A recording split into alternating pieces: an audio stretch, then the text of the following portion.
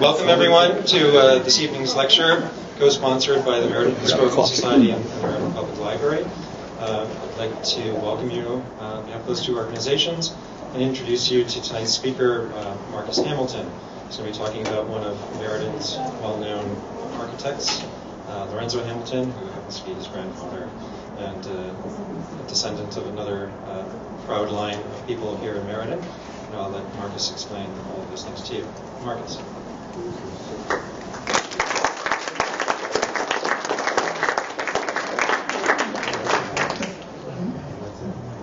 Oh, that's fine. Yeah. I think they're done. Hi. Before I get started, who do I give my check to for membership? Oh, that's you? Somebody else? I'll give it to you. Okay. So never in a million years did I ever think I was going to be doing a presentation on my grandfather. When I was growing up, I had no interest in history at all. I had no patience for it, which probably a lot of you can attest to yourselves. But my father, thankfully, he would drive me around Meriden. Usually around Christmas time, we would deliver poinsettias, and Easter time, we would deliver Easter lilies to people that couldn't come to church anymore. And he would drive me around Bradley Park and different parts of Meriden. He would point out different houses. You know, my father did this, and your grandfather did this, and your great-grandfather did that. And of course, it all goes in one ear and out the other. It doesn't make a difference to you until later on in life when you realize what you have. So, just to illustrate a little more about my history, I didn't realize how embedded to Meriden I was until later in life. And I didn't realize some of the people that I was connected to. I don't know if he's his great uncle. My grandmother's brother did these charts, these family charts that showed the Hamilton family, the Lyons family, the Storr family. And of course, this was a big deal to see, but in one ear out the other. And when my second daughter was about to be born, my wife and I were quabbling about names. I said, why don't you take the family charts and see if you can find a name that you like, and come get me and we'll talk about it and see if it's something that you like. So she goes, okay, and she goes into the bedroom and I go into the office. And a few minutes later, she comes in with this look on her face. She goes, I didn't know you were related to Governor Winthrop. And I went, who? She goes, Governor Winthrop. Didn't you go to history class? I said, I'm a boy. I don't know. So she goes back and she goes looking at the charts and I go back to work. About 20 minutes later, she comes in with a different look on her face. She comes in like this. And she goes, Seth Thomas? Now, how many of you who knows who Seth Thomas was? Oh, see, everybody does. I went, who? She goes, Seth Thomas. We have one of his clocks downstairs. Didn't she? She's like, oh, and she goes into the other room. Okay. So then another 20 minutes or so goes by, and she comes back in with this other look on her face. She's like this. She's stopping now. She's boom, boom, boom, boom. She goes, Wells from Wells Fargo. Are you kidding me? So I have to admit, it's been a lot of fun realizing and getting to know my family history. So I'll jump in. Can everybody hear me okay? Yeah. I'm going to try to do two things at once. So here's Lorenzo. This is the earliest picture that I could find of him. He grew up on Pleasant Street. And the house is still there. This is the H. Wells Lyons house. House is still there, but the gable workings and the porches are gone, unfortunately. Here's a family photo. H. Wells Lyons there's in the center. My grandfather is down in the lower left, squatting. And his sister is the second one in from the right. That's Maud Hamilton. H. Wells Lyons in the center, obviously. His wife is next to him.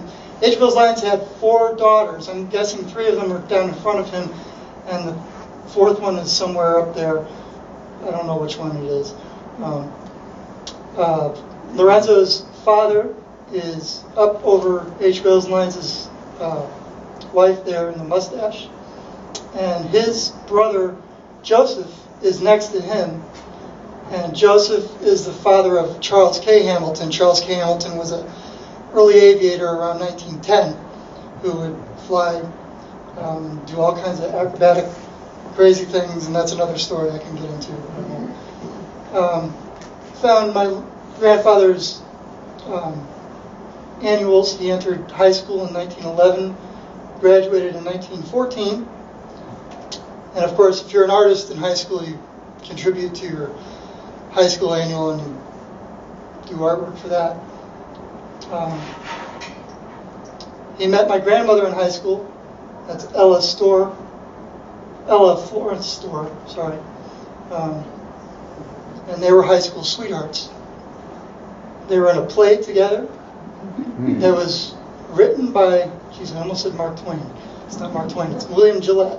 And who was that? Yeah, with that. After high school, he went to Andover for a year. A lot of these are very reminiscent of my sister, Jeannie, who graduated in 1978. She contributed artwork to her high school yearbook, as did my father, who, as I found out, he contributed artwork to his high school yearbook. I, of course, did not.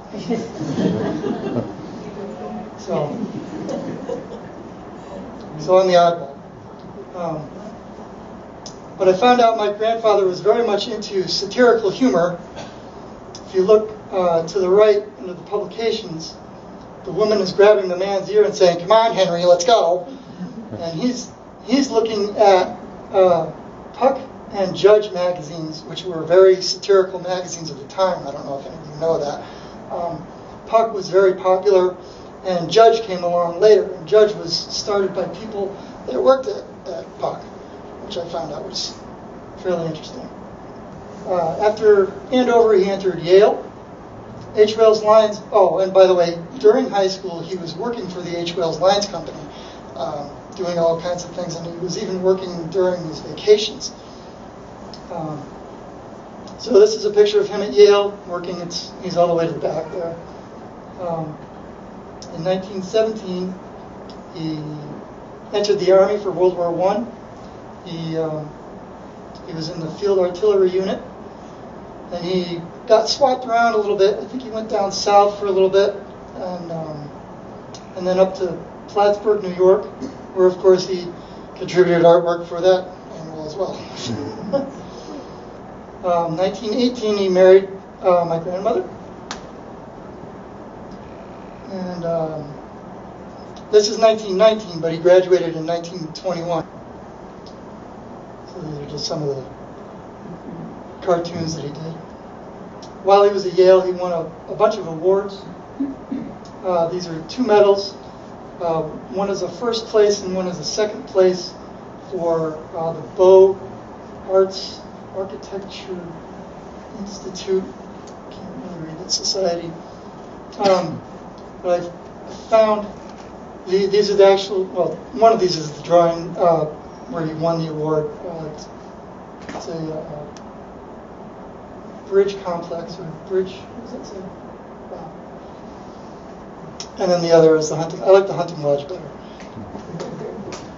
He also won a traveling scholarship, which was by the William Wirt Winchester Award. Try saying that 5 times fast. It's not easy.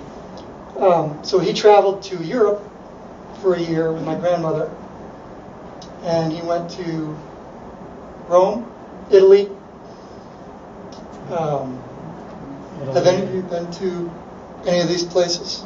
Have you really? Oh, okay. France.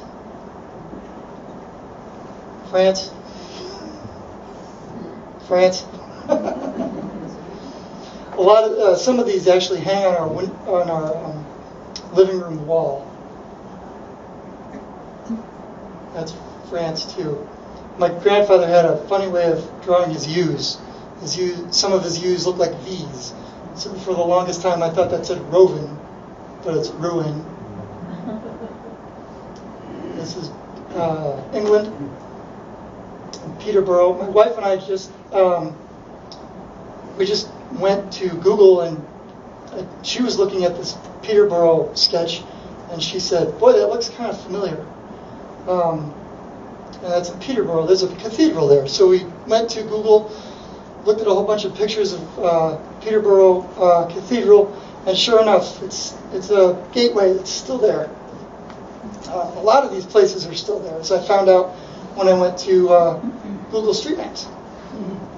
And it's funny when you're growing up and you see these actual pictures. It's a lot like falling in love with a really good book and then going to see the movie and going, "Oh, okay." This is here's a watercolor that my grandfather did. This is in Broadway, England. And I actually went to Google Street Maps and I was looking around Broadway, England to find this thatched roof cottage, and I found it. And I reached out to the neighbors across the street and I said, "Hey, I had this watercolor that was done by my grandfather in 1921, blah, blah, blah, blah, blah." And they emailed me back and said, "Oh yes, we have, in the summertime, we have tons of people on our front lawn drawing and sketching this all the time." So, this is a building that my grandfather designed in 1920 when he was working for the H. Wells Lines Company. This is in Westerly, Rhode Island. The building is still there. This is the Charles C. Moore Company. They produce elastics, I think. I might be jumping around on years, so just forgive me on that. In 1923, two very important things happened, and this is one of them. That's my dad. In addition to this, he also left the H. Wells Lines Company and went to work for himself. And he one of the first projects was the Christian Science Church in Bradley Park. And he did that with, was it George Orr? Paul, was it George Orr? Douglas Orr. Douglas Orr, okay. And Douglas Orr went off and did his own thing up in Hartford, I guess. Opened his own. In New Haven. There's New Haven? another H. Wales Lines architect. Oh, okay. I might be referring to Paul, so just forgive me. This is in Bradley Park, right? Bradley Park, right? That's our house. That's your house? Yeah. Oh, our cool. house, our parents' house. Wow. Oh, neat. Oh my God. Very cool. This is not the Elks Club. This is what I thought it was when I first saw it. This is the Factory K building for the International Silver Company. Went through a few different designs before they finally approved. This is the inside. There was a model dining room, and this is just to illustrate. He would use colored pencil every once in a while to tell his clients that I like blue curtains and the blue lampshades. Of course, he would go and he would take pictures. I have no idea if those are blue curtains or not. Here's a rendering of Factory K. And was this on Colony Street? Do you guys know? I'm going to be asking questions because some of the stuff I don't really know. Do you know if this is still there or not? It looks. Oh, okay. Yes, it looks like the North End. I grew up on Catania Street, and it looks Okay. a lot like the old rolling mill. Okay. Factory R. All right. There's the Sampson House on Carpenter Avenue. That's still there. And there's a garage next to it now. That's my neighbor's. That's your neighbor? Yeah. Irachi lives there now. Oh, cool. Yeah. So in 1928, my grandfather designed the Yale Record Building. And for those of you who don't know, the Yale Record was a satirical magazine that was done by Yale University. It was put out by Yale University. We don't have a lot of elevation drawings on that. Once he opened his business, he was more connected to doing a lot of detailed work. So we have a lot of details that he drew. So some of the plans that you'll see won't have his initials on them. They might have somebody else's initials on them, which meant that he didn't actually draw them. I found this in a Yale flyer that we had.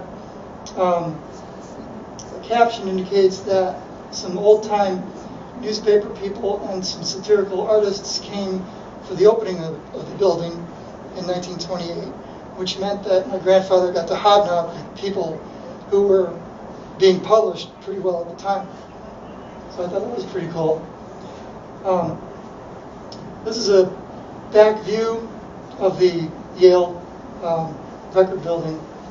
There was supposed to be a library that was built onto the back of it, but that never happened, unfortunately. This is the inside.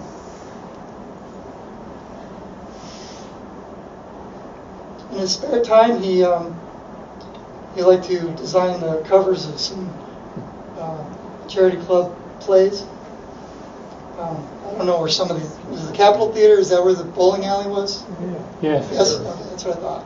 I don't know where Polly's Theater was. Polly's Theater? East Main Street. Was it on East Main? Okay. A little before my time, so I can't put it exactly. He also designed book plates. I didn't know what a book plate was, but the back of this says it was a book plate. Book plates, I guess, were stickers that you put in your own books to indicate where it came from. This was an exhibition piece that he used. So I don't know if this person, Francisco Aguilera, existed or not. He might have just made it up, I'm not sure. And of course, if you're an artist like he was, you had to do your own Christmas cards. This is 1920. This is around 1928 because my grandmother is holding a baby, and that's around the time that my uncle was born. In 1926, he was inducted into the American Institute of Architects. In 1933, he became the 7th registered architect in the state of Connecticut. This is the Bradley home.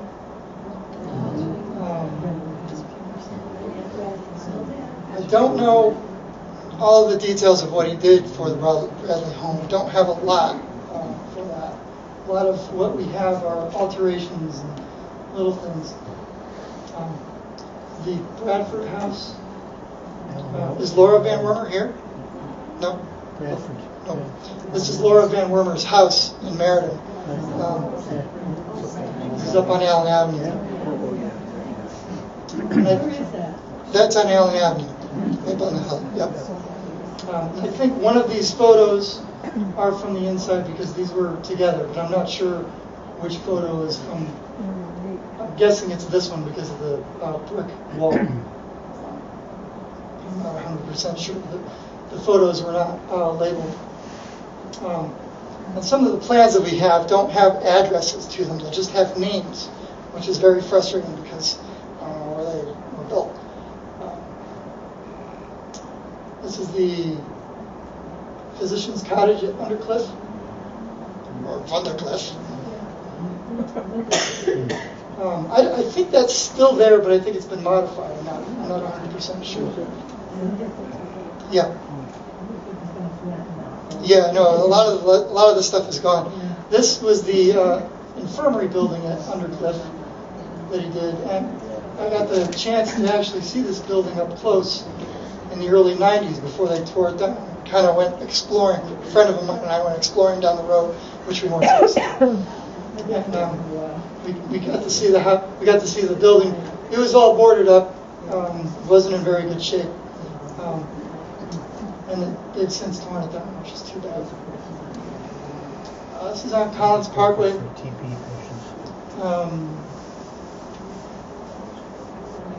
a funny thing. I went to Google Street Maps onto Collins Park. Does anybody here live on Collins Parkway? No.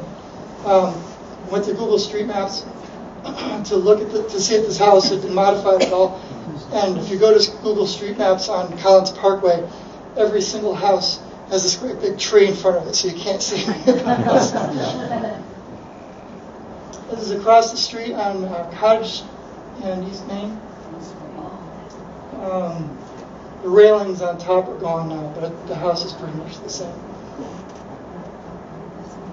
It doesn't have much of a backyard. It's at the bottom of the hill. So in 1928, there was an addition to the family. That's my uncle on his lap.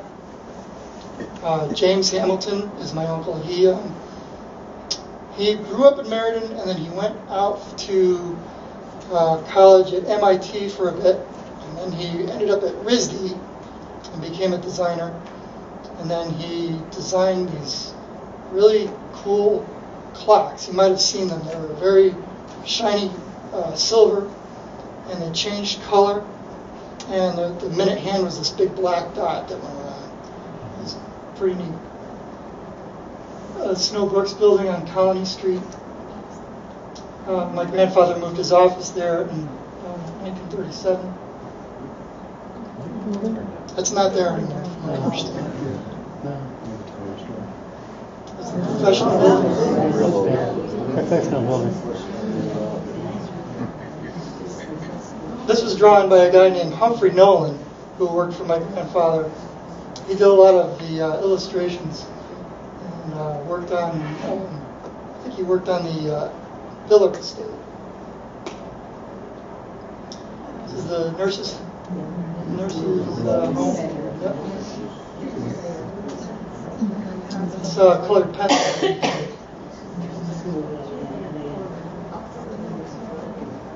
The photographs.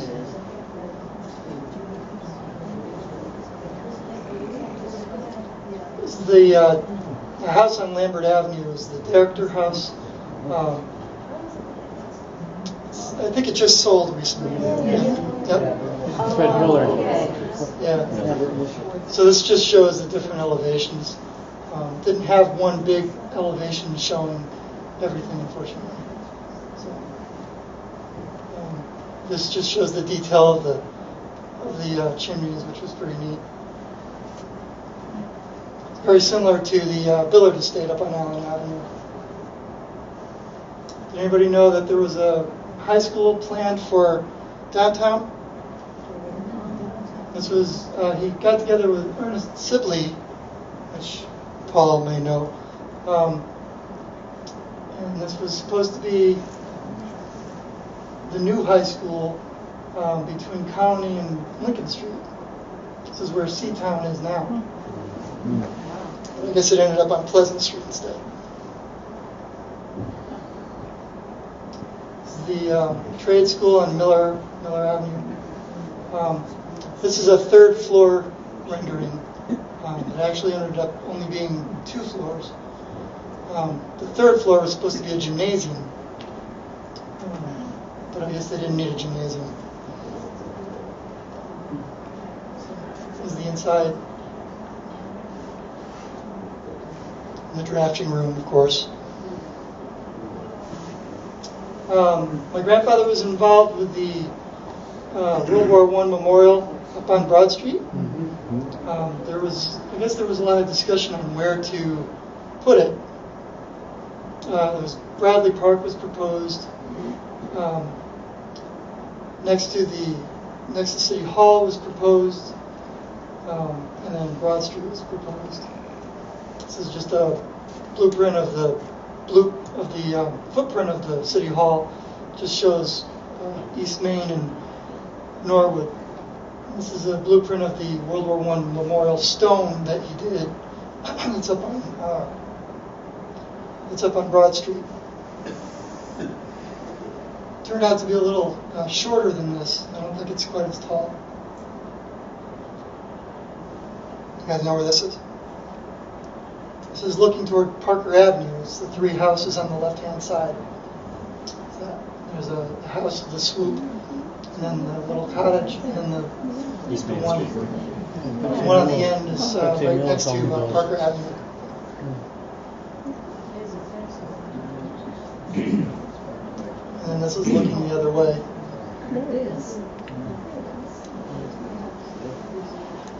Is that one of your houses? Which one? On the end. On the end? Oh, where the stone pillar is? Corner of First Avenue. Oh, okay, cool. Very neat. I think we have some plans to these houses, but I didn't want to include all of them. This is across the street from Collins Parkway, or diagonal across the street, up the hill. It's a little English cottage. It's very small. Currently for sale. If you look at the doorway, you can tell how small it is. A little itty bitty house. This is the gateway to Walnut Grove Cemetery. This is the original plans. I don't think that I thought, when I first saw this, I thought those were walnuts on the top because it was Walnut Grove Cemetery, but those are pine cones. And those are pine cones because of the pine trees that are at Walnut Grove. And I don't know if the plaques are on, do you guys know if the plaques are still on the pillars or not? Yes, they are. Are they? Yes, it is. Okay, I was gonna ask Jerry Chase. This is the caretaker's cottage. Still there. Does anybody live there? Yes. Really? Oh, okay. Okay. It was built for the caretaker, and the current superintendent of Walnut Grove Cemetery lives there. Right. Okay. I didn't know if it was still being used as a residence or if it was just an office. It's an Yes, office it is. too. When you enter the front door, the first window to the right is an office. The rest of it is still living quarters. Oh, okay. Where I don't know if this is the current layout or not. Is there a men's and women's room on either side of the door? where is the? I'm trying to get my bearings. Where's Colony Street? This Up on the top, right? Old Colony. This is the pillars. This is the entrance? Okay. We're on the top where it shows the sidewalk coming in. Yep. If you, where it shows an office, there's an office. There's no stairway there. There's a bathroom, men's and women's bathroom. The rest is kitchen, dining room, and living room are still there. It goes up to the second floor to bedrooms. Oh, neat. Okay. I think Yeah, it's still basically the same. this must have been a preliminary then, rather than a final. Well, it's very close, except for the bathroom, the public bathroom on the first, that's used in the office area. It's correct. Oh, okay. So he did. He was asked to do a proposal for the Meriden Savings Bank, and he went through a bunch of different designs for that, but he did not get the contract, unfortunately. And when I first saw this, I asked my dad. I said, "Is this the bank on Colony Street?" And he said, "No, it's not the bank on Colony Street." And it looks just like it, but it's not it, unfortunately. And but it's very strange because the layout is pretty much the same as the one on Colony Street, from what I understand. The vault is in the back, and in the front door there's a mezzanine over the front door. So, we have any Elks members here? This is the Elks Club. I thought this was interesting because there's a telephone booth on both sides of the doorway when you first come in. Is that still there, or is that? No, they're gone. No, they're gone. This is the basement of the Elks Club. There's a bowling alley there. I had to look up what a rathskeller was. I had no idea what that was. The Rathskeller is now on the first floor, just beyond where the telephone booths were. This is the only thing I could find in the Curtis Library. I guess he did some layout work for where to put the stacks, but I'm not sure. Is there a second bathroom on the other side of the stairs, or is that just storage? I don't remember. Anyway, this is the Curtis Library, the Curtis Cultural Center. Yeah. Is there two bathrooms on the left, or is it just one? It's just one. Okay. This is the Stanley White House on Hillcrest. Hillcrest? Okay. And Paul told me that this is not the final. It's different. It's been modified. The chimney's been modified, Okay. and they put clapboards over the timber work. Okay. This is the side. This is the back. Just wanted to point out he put his initials in the railing there at the top, which I thought was kind of neat. This is Roger Sherman. This is the south elevation of Roger Sherman. And for those of you who know, there's an addition that's been slapped on the front side, on the side of this, so you can't see this anymore. But interestingly enough, the doorway is still there, the window is still there, the pillars are still there, and the little doodad at the top of the window is still there. I don't know what that's called. What is that called? Is there a name for that? Pinnacle? The bezel. Lintel, thank you. Keystone over Okay. there. It's the cupola. I think he had a thing for cupolas.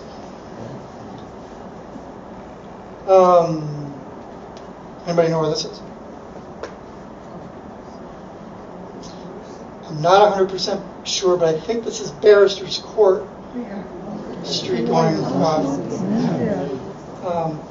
The bay windows are not, I guess they were not implemented, but the two doors are still there, obviously.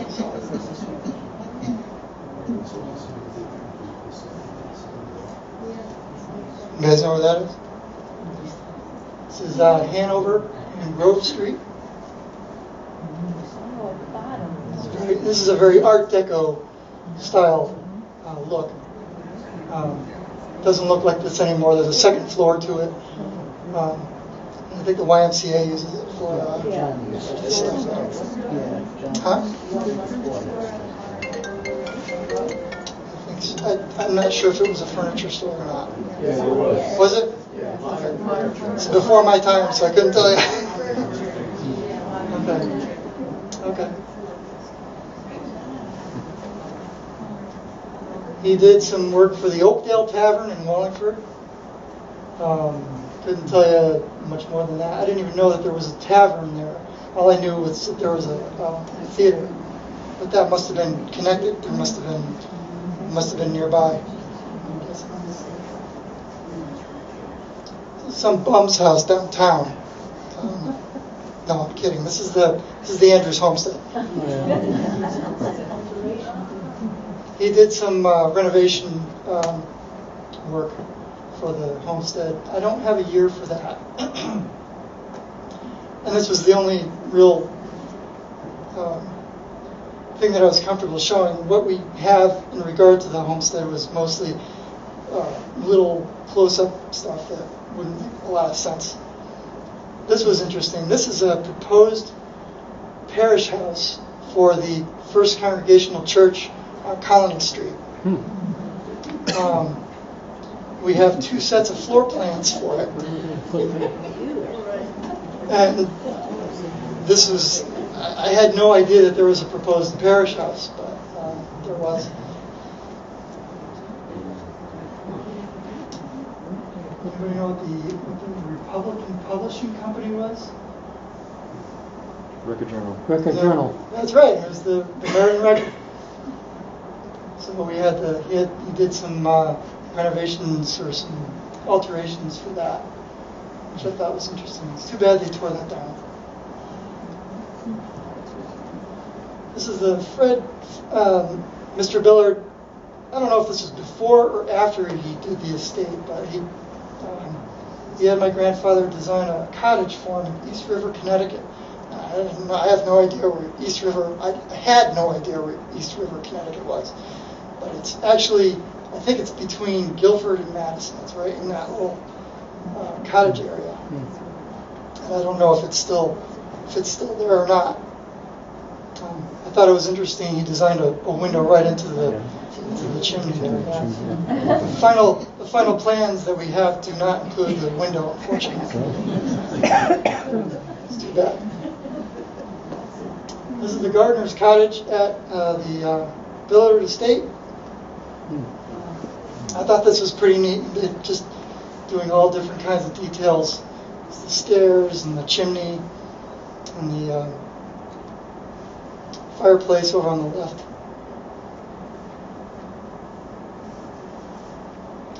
And of course, this is the Billard Estate on Allen Avenue.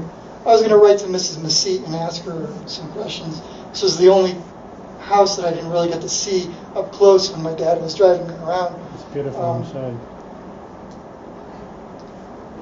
The reason why I'm showing the front is there's a gable post right there.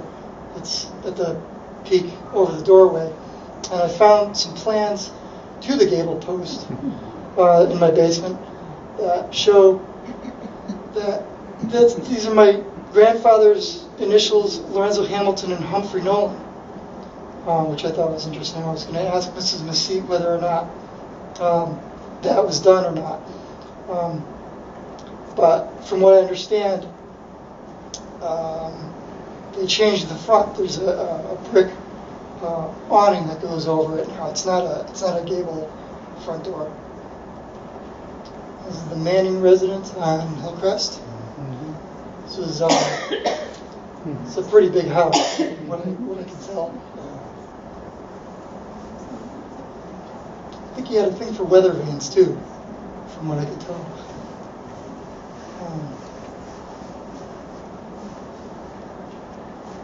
Here's the house. Paul provided me with some photographs that you guys will be seeing. This is the furniture layout for the home club. I never got to go inside the home club, so I have no idea what it looked like inside. Here's the fireplace. Does anybody know whether that's what it looked like or not? Yes. Yes? Oh, good. Okay. The Bixby building on Colony Street. I believe that's no longer there. Right. Is Mr. Beloff here? This is the Beloff building on Colony. There's an early proposal. Another early proposal. And then we have the Styletex building that was finally done.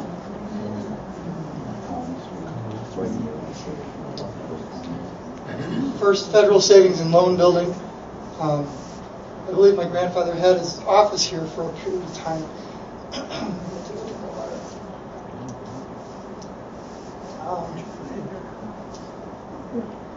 Interesting story about this building.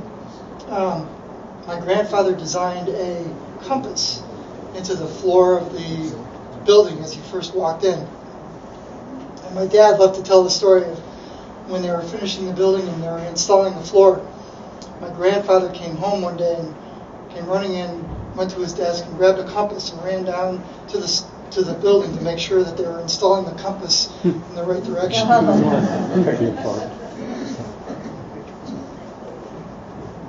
This is the Wilcox building.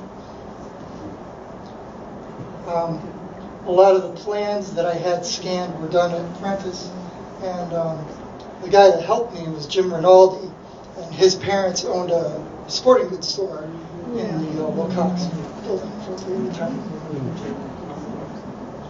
Prentice was in the opposite corner of that. Oh, okay. 10 years. Oh, 10 years, wow. Very cool. Yep. Squire building. This is a proposal for this Roger Squire house. Is this? I haven't seen the Roger Squire house. Is Still this there. Yeah, that's there. Is this what it looks like, or is Yep. this? Okay. And of course, Paul gave me some photos to show. This is the Robert Squire house. That was my house. Yep. Still there. Doing well. That's good to hear. This is a logo that my grandfather designed for the Squire Company. My grandfather liked to sometimes hide his initials, so down at the tail you can see the L on one side and the H on the other. That was the top part of a calendar that we had for years. We took it all over town. Oh, okay. This is the Memorial Hospital. This is an early rendition. This was a 3-floor proposal. It ended up being 2 floors. This was one of the last larger projects that he did. I think this was done in 52. Thank you. Because he stopped working in 53.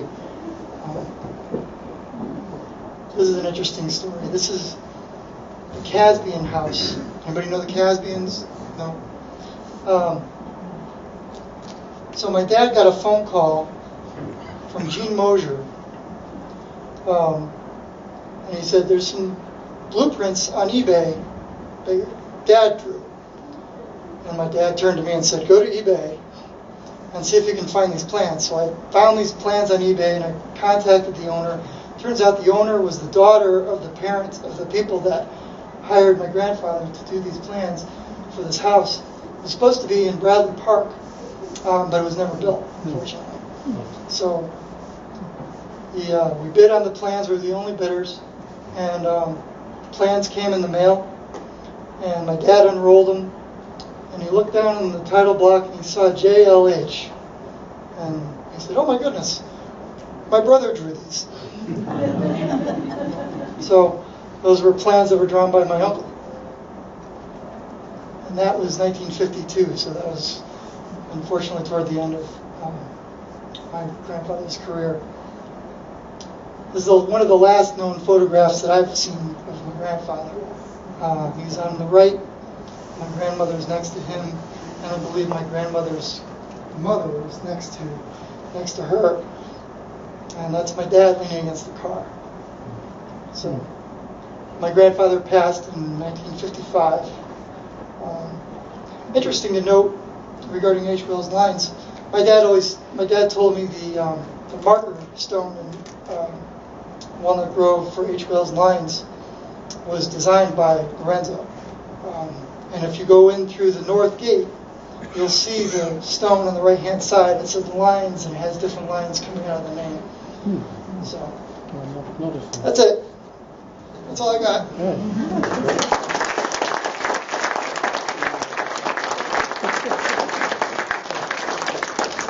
Any questions or anything you guys want to talk about?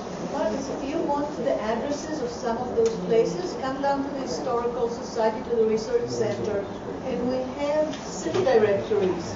Oh, and they okay. go by street or by name of the person. The name of the person? place. That's helpful because there were names on these plans, and I'm like, okay, who and where? And also, I found a bunch of photographs of houses. I don't know where the houses are or who owned them, so I can bring those down and maybe show you Maybe guys we too. can. Yeah, that would be helpful. So, Didn't he do work at Yale and Wesleyan also? I don't know if he did anything for Wesleyan. No? He did do the record building at Yale, for the Yale record building Okay. on York Street. Okay. But I don't know about Wesleyan or not. Okay. I'll have to dig a little bit and see about that. Did he also design some of the houses that are up in West Hartford? I don't know. The English tutor would be a natural for him. Yeah, well, no, it's just, I had heard that years ago. That was There's his a lot thing, of yeah. those same style houses up Yeah. there. You know, when I first met Paul, I'll tell you the Paul story. Paul Buckus wrote me a letter, and he wanted to know more about my grandfather. And by this point in time, this was 2012, 13. I was starting to become a little more interested in my family. And my mom had been bugging me to try to put together a collection of my grandfather's stuff to give to the library so that there was a reference of all of the things that my grandfather did. So I get this letter in the mail from Paul, and the outside of this letter had very specific handwriting, which I thought was interesting. And I got this letter that was very interested in my grandfather and if I had any information about him. And I looked up Paul, realized that Paul is an architect. So that explained the handwriting. So the first time I met Paul, he came over with this book, and the book is over there, and you'll see it.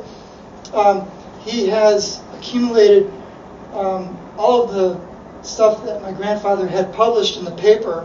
My grandfather made announcements of all of most of the projects that he was doing, anything that was of significance. And we have just a 4-page list. And I looked through and I marked off what we have And then there's 3 other pages of stuff that I found. So it's pretty significant. Yeah, very busy guy. Hi.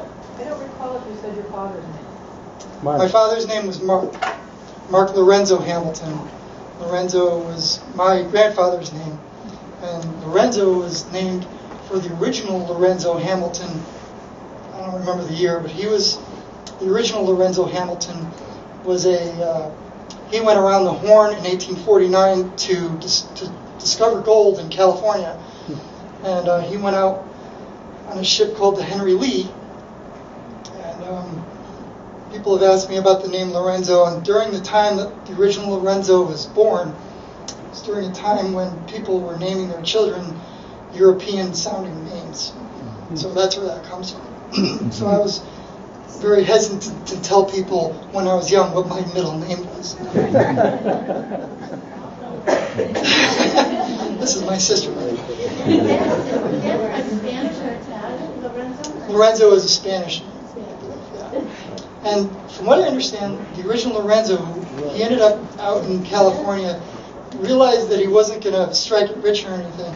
But he hooked up with some people, and to open a store to sell shovels and pickaxes, which was a smart thing to do because. And one of these people, his last name was Rand, and this guy Rand went off and became a cartographer. So you might know the rest of the story on that. Rand from Rand McNally. So yeah, it was interesting to find a lot of this stuff out. Anything else? No? Well, thanks for all. Thanks.